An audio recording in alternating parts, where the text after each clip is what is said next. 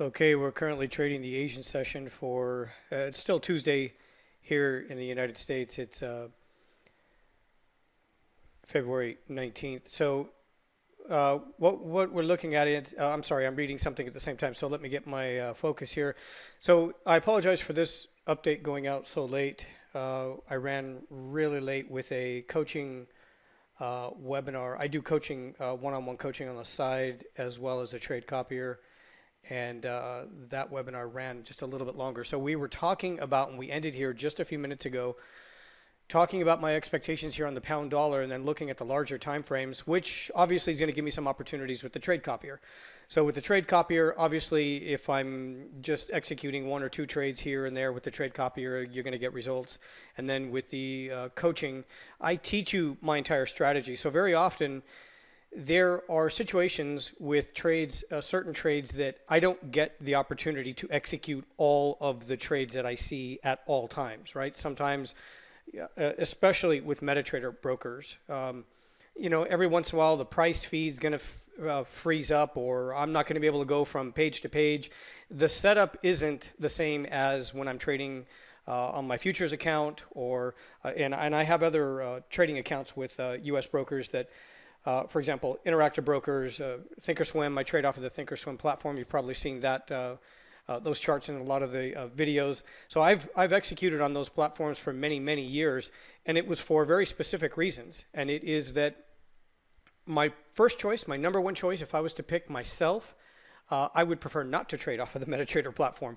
But with the trade copier, obviously I have to, and most people do try to trade off of the MetaTrader platform, because it's free and it's included with your package, with your with your account when you open up an account, a MetaTrader account, so a Forex account. So anyway, that's where I'm going with that. So what I'm doing very often on my own account, my personal account, is trading and having multiple trades open at one time, and I need the speed, I need the ability to execute quickly when I see these trades set up. Sometimes the trades don't set up at the same time. For example, let's say the dollar Swiss might move on its own on particular days, and this happens every once in a while, where it will trigger a continuation breakout trade, but the pound dollar and the euro dollar really haven't moved out of a consolidation range. And sometimes there's going to be a currency pair sometimes that will sort of lead. It'll sort of give you a clue. So if you're not watching that pair, you sort of miss it. I will execute when I see that. And of course, I'll manage that position. Each currency has its own little unique tendencies in a lot of ways, and you get to know and understand those after a few years of trading those. And sometimes the dollar Swiss needs to be managed a lot closer than, for example, the trade here on the pound dollar. Sometimes I need to scale out of trades on continuation breakout trades. Other times I will hold for the 55 pip target. Sometimes I get a good clean breakout on the pound dollar, and the euro dollar might give me a trade to the first target, and then it stalls. So each one of them is going to do things independently. So in addition to managing multiple open positions, I want speed and execution with a reliable platform. And I have just found over the years that MetaTrader 4 isn't that reliable for the way that I execute the trades, but that's what I teach in my coaching program. So that's what we were talking about, and that's why we were talking about so many trades this evening, and or this evening U.S. time. I apologize, depending on where you are. So that's where we ended. And for those of you who saw that that coaching webinar, thank you for attending. A lot of you are already using the trade copier and are considering getting into the coaching class. So that'll give you a good idea of what I'm doing. Now, in the coaching class, it's not necessary that you switch from using MetaTrader. You certainly can, but in the future, I give you these tools and and sort of steer you in the right direction so that you can grow your account and eventually trade futures. These same strategies I use to trade futures as well.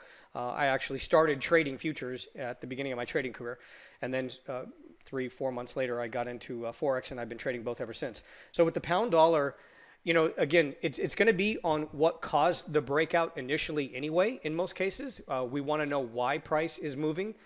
But I'll talk about any potential HL30s and things like that for the Asian session and the London session. And so I'm going to go to the dollar yen. The dollar yen was one that I sort of brought everybody's attention to. It's still inside of that consolidation range. Sometimes that'll happen. Certain areas of the market will have a little more activity than others. Sometimes oil will be moving, and then we'll get, commodity currencies that will start moving. And then other times it won't do anything, and those will go flat, and there isn't any economic data to affect those currencies. It just, things move in cycles, so you have to keep track of the cycles. And that's a very important skill to learn and have that ability to be able to keep track of the cycles. Sometimes we get annual cycles, sometimes we get quarterly cycles, we get daily cycles. There's all kinds of cycles that operate within the market, interest rate cycles, business cycles, all kinds of cycles, and we want to be aware of those. And we can see those and pretty much count on them on a pretty regular basis, but we have to set up, and I teach you how to set up some filters so that way you're notified of those changes in those cycles instead of missing them. Very often, if you're not watching, let's say you're just looking at a MetaTrader platform, you're just going to be looking at currencies and you're not going to be aware of some of these cycles as they change. And you want to be aware of that because sometimes it'll give you an opportunity to trade some of these currencies. For example, if something's going on in the commodities market, sometimes we can take a look at the dollar Canadian or the Australian dollar, and maybe we get an opportunity there. And you need to know how to decipher that information, but you want to be alerted to the possibility before it actually sets up so that you don't miss it. So that's the dollar yen. I'm probably not going to do a whole lot with the dollar yen right now. Again, I can't say that I would not be trading, but if you've watched enough of my videos, you know how I feel about trading inside of the middle of consolidation ranges like this. I would rather wait until price reaches resistance or support or gets pretty close to it and then trade the reaction or the breakout. Again, it doesn't mean that I won't have an opportunity. If price remains inside of this consolidation range, bouncing around a little bit, there might be some scalping opportunities, but I generally won't trade that way. And then if something develops during the New York session with some news, maybe I could get a good solid 30-minute trade, like a Tech 1 trade inside of this consolidation range. That might be a possibility. I do that on occasion, but it's not all the time. I would really rather wait until price reaches resistance or support, because then I can more accurately gauge the reaction. Usually when that happens, if there's going to be a reaction at support or resistance, I'm hoping, or I'm watching, I'm timing it with, let's say, a more active session, like the New York session with some economic data. So again, I'm not really expecting to do anything here. My mind could change in the next 2 hours. If something happens here and I get some activity, then I would completely change my analysis and start watching for an opportunity and a signal. The euro dollar, I think we talked about the euro dollar. So the euro dollar is sort of just sitting here. It's just stalled. It really hasn't provided a 3-pip entry on the breakout. I was waiting for the breakout above last week's high, if you remember that video earlier today. But the pound dollar is the one that really gave us most of that momentum, where we not only got the breakout from this week's high, but last week's high, and then it continued. So at this point, I'm not the kind of person that immediately sees when things go sideways. I don't trade like that where I immediately start to sell it. I need more confirmation to determine that that's actually going to be a high that would be, let's say, in place for Tuesday, Wednesday, Thursday, something like that, or Wednesday and Thursday and Friday. Whatever the case, I need more information. I'm not going to immediately start picking tops and bottoms. I don't do that. You can lose a lot of money doing that. Obviously, there are some strategies. I just don't trade it that way. I will pick tops and bottoms, but when I'm going to be doing something like that, it needs to reach an extension target, a major resistance level, something that I can see on the 4-hour or daily time frame, and I'm going to be using different indicators. As you watched that video this morning, when I'm looking for reversals, I'm going to be relying on the Bollinger Bands and then 2 primary indicators that I use with the Bollinger Bands. I highly recommend you do that too and learn how to use the Woody CCI to also identify possible reversals. So those would be the 3 or 4 indicators, if you include the Bollinger Bands, that I'm going to be using when I'm going to be looking for trades that would appear to be picking tops and bottoms. They need to be certain patterns that are consistently reliable along with indicator confirmation. In the membership area, there's an entire diagram. I think John Bollinger shares a lot of it, and it was work developed from another trader, but their key W bottom patterns and tops. For example, you might watch some of the videos in the membership area where I'm identifying the 3 pushes to a high. Obviously, those are going to be working a lot better on the 4-hour and the daily time frame. I'm not really going to spend a lot of time right now in this update. This is just a short update on the daily time frame, but I did cover a lot of that information in tonight's coaching webinar. where we looked at the 4-hour and the daily time frame. We spent a lot of time looking at the daily time frame and trying explaining my methods for, which is basically what I've learned from John Bollinger, but incorporating some of the indicators, that the way that I do it and the patterns that I look for and the candle patterns that I'm going to be blending in with these highs and lows. So the pound dollar. So there was some pound, obviously some activity with the pound, and this is the pound yen. So we get a lot of questions. I get a lot of questions like this, a lot of interaction. People want to know how I'm trading the continuation breakout trade on the pound yen. The reason being, if you haven't watched any of the videos before, I talk about the continuation breakout trade on the pound yen. And very often when I trade a good, clean continuation breakout trade and it is going to work out in my favor, all of the indicators are confirming, everything's doing exactly what it's supposed to be doing. There's really nothing going to stop that momentum and that trend direction after the breakout. I trade it to a 250 pip target, but I scale out at the first 150 pips. Now, during our presentation tonight, it reached that 150 pip target. So that was a pretty exciting moment for a lot of new coaching students. And this was a really good opportunity. I mean, it lined up with what was going on with the pound dollar, the pound yen. Sometimes I get breakouts on the pound dollar and it really doesn't have an effect on the pound yen, or the pound yen won't follow along. And when I see instances like that, and there's sort of confusion and flux in the market where things aren't lining up the way I would expect them to identify those cycles that are reliable at that time. Something's off balance. You can see it with these filters that I have in place. Obviously, you would have to use something other than the MetaTrader 4 platform to get more depth in the markets. But when things don't line up right, and then something happens here in the pound yen, sometimes it's a clue. Not all the times, but sometimes it's a clue. Sometimes it'll draw my attention to closely guard that pound dollar trade. And that would be an instance where I would scale out. When things don't line up, things don't make sense. Maybe there's additional comments after the news. Maybe there's more speculation. Whatever the situation is, it's always going to be a little bit different. But I'm trying to give you these general ideas of what could happen. And I'm sure you're more than well aware of some of these possibilities that can really turn price.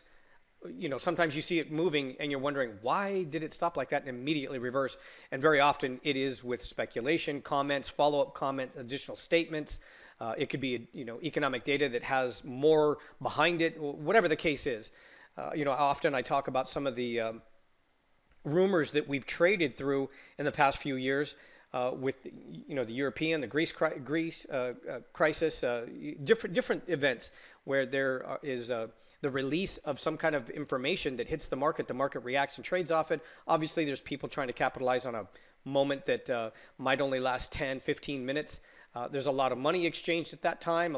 You see the market moving quickly, and then the market is informed later on that it was just a false statement, and then the market reverses and goes back to where it started. Often you'll see that, and sometimes if you're not aware, if you don't have a good, reliable news source, paid, they say you get what you pay for, so you got to be careful with that. But a paid for method, a news source, that's going to be a lot more reliable, and sometimes you'll catch some of that information if you're using a good one. So this one, the final target up here is the 145.93. So if you're scaling out, if you're going to follow along with something like that, first of all, I would not recommend getting in at this point. I would wait. This is obviously a retracement. I don't know if it's going to stop here. This is one of the reasons why I scale out at the first 150 pips. So this one, if it's going to continue to turn around and go back up higher, another 100 points or so, or actually 130 points from where it's at, I would look for a bounce. I would look for a Tech 1 trade to trade it back up higher. Maybe I would get an opportunity during the London session, possibly in New York. But again, I'm going to watch it closely. Sometimes, as I mentioned, I only get an opportunity to execute one trade with the trade copier just because of the way things are moving with the trade copier and the MetaTrader 4 platform. And other times I can execute as many as I need, and I can get 1-2 quick trades in there at the same time. But again, the trades don't always signal or give me the entry at the same time. Sometimes, let's say with non-farm payrolls, so I'm just going to run off a few possibilities so you're prepared for it in the future if you're using the trade copier. Sometimes, let's say with examples like non-farm payrolls, It doesn't happen all of the time, but on occasion there would be maybe some major economic data that would affect the majors, the euro dollar, the pound dollar, and let's say the dollar Swiss. And I could get continuation breakout trades on all three of them, and they set up at the exact same time. When those candles close after non-farm payrolls, that 1 hour candle is closed, I get the entry. I just wait for the 3-pip entry and I fire off each one as I need to. Obviously, sometimes I'm only going to get 2 filled. Maybe I would get 3 filled. Or if there was just one signal, then I would just trade the one breakout trade. It really depends, but sometimes we could have 2 or 3, and they move relatively quick. I mean, if the economic announcement is sufficient to provide the market expectations, everybody's trading it in the same way, everybody's understanding the information, and we're all trading it in the same direction, it's going to move in a relatively smooth, consistent manner, and very often they'll hit their targets within sometimes 2-3 hours. Not always, but very often. And then all 3 of those trades would end up hitting a 55 pip target within 3 hours. That's a good day. We get those days, we just don't get them all of the time, and they do not always happen with non-farm payrolls. Sometimes it could be with other economic events, announcements and things like that. It really depends. It really, really depends. We expect a lot more activity over the next 30 days with the pound dollar. That's going to give us really good, solid trading opportunities. Good, solid trading opportunities, meaning that when I get a breakout, the price trends, it continues to go in the direction of the expected breakout. It's when we get that consistency with an economic report that the market collectively has decided there is nothing else to really second guess in that report or that announcement. Is there anything else? Is there any other follow-up? Do we have some kind of a solidified announcement, whether it's economic data, things like that? That's when we get more consistency usually, and we get that trending move that there's really nothing going to stop the move. And it gives me the opportunity to use a 55 pip stop loss. So I'm going to be using a 55 pip stop loss on these breakouts, including the trades here executed on the pound yen. The trades executed here on the pound yen, they're very often going to go to those 150 pip first targets, 250 pip second targets, and I'm still going to use a 55 pip target stop loss. So that's it for this wrap up. I'm sorry, I was going to cover the HL30s real quick. So with the HL30s, again, on the euro dollar or the pound dollar, I'm not so sure I want to sell them off just yet. Even if they create an HL30, I don't really want to start selling these just yet. Sometimes I'll wait for a solidified high and then a new low to print and a confirmed low at that. Not just one that looks like it's just printed a new low and then try to sell it again. I need a new A high, B low, maybe a retracement to a C, and then maybe a sell-off or a candle to close below the new B low, indicating the possible new trend direction to the downside. Otherwise, it's very, very possible that price could continue to the upside because there is quite a bit of momentum here at this moment. Again, I'm not going to be picking tops and bottoms here on this 30-minute chart. I'm going to wait a little while longer, so I'm probably not going to execute any HL30s here through the Asian session.